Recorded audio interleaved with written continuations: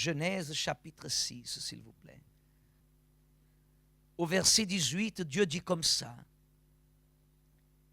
Mais j'ai établi mon alliance avec toi. Mais j'ai établi mon alliance avec toi. Et tu entreras dans l'arche, toi et tes fils, ta femme et les femmes de qui? Avec toi.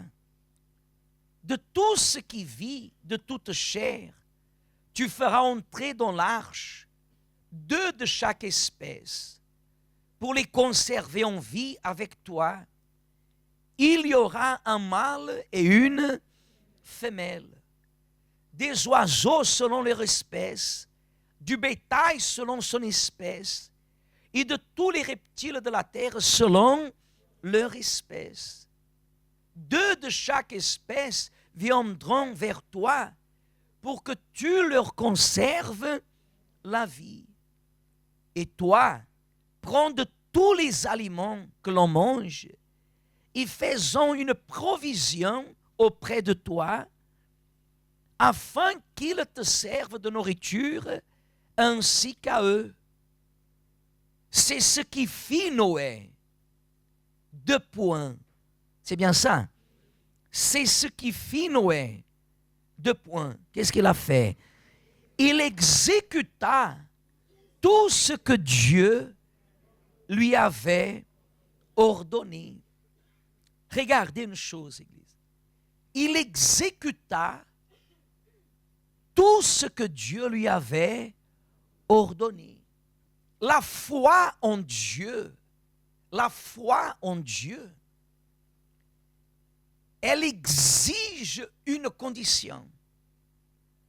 La foi qui fait le miracle du salut, le miracle de tous les points de vue de notre vie.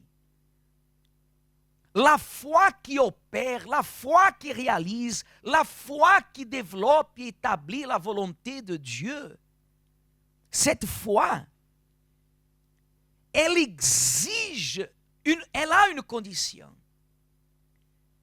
Cette condition qui permet que Dieu puisse accomplir ce qu'il promet. C'est une condition qui ne peut pas être négociée. C'est une condition qui ne peut en aucun cas être négociée.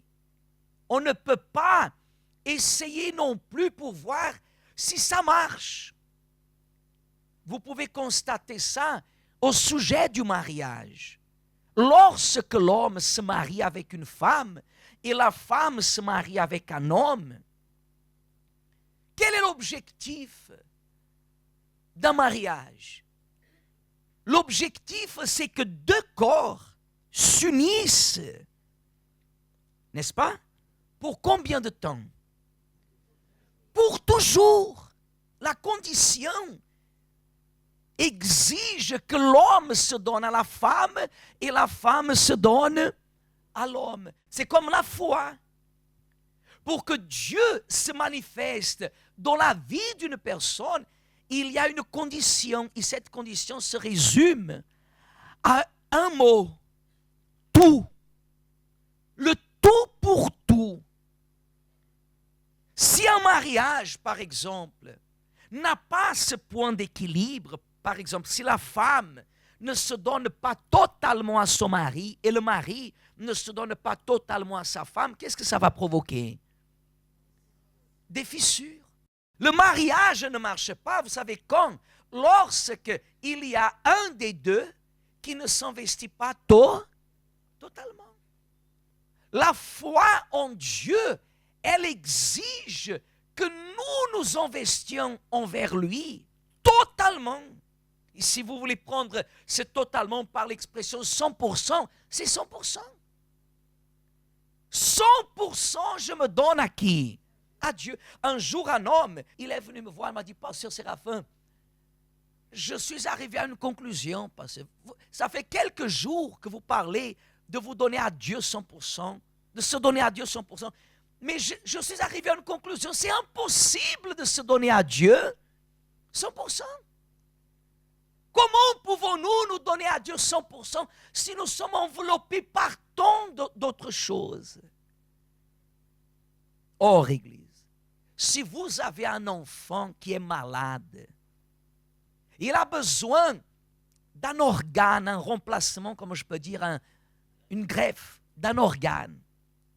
Et cet organe, il se trouve là, au milieu de l'Inde, en Inde.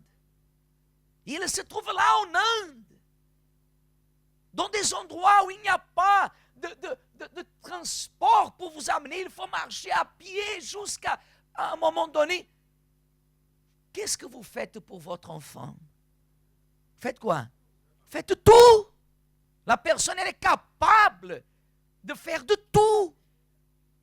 Comment est-il impossible que je me donne à Dieu 100% si je retiens quelque chose? Si je fais les choses à ma façon. Pourquoi pensez-vous que la Bible dit que Noé, il a fait tout ce que Dieu lui a ordonné? Il savait la seule façon qui existe pour sauver ma vie, pour sauver ma famille, c'est d'obéir à qui? C'est difficile, c'est difficile. Ce n'est pas évident. Il y a un prix à payer. Il y a un niveau de difficulté énorme. Et j'ai dit à cet homme, vous n'arriverez jamais à vous donner à Dieu à 100% si de vous-même vous pensez que vous l'avez déjà fait.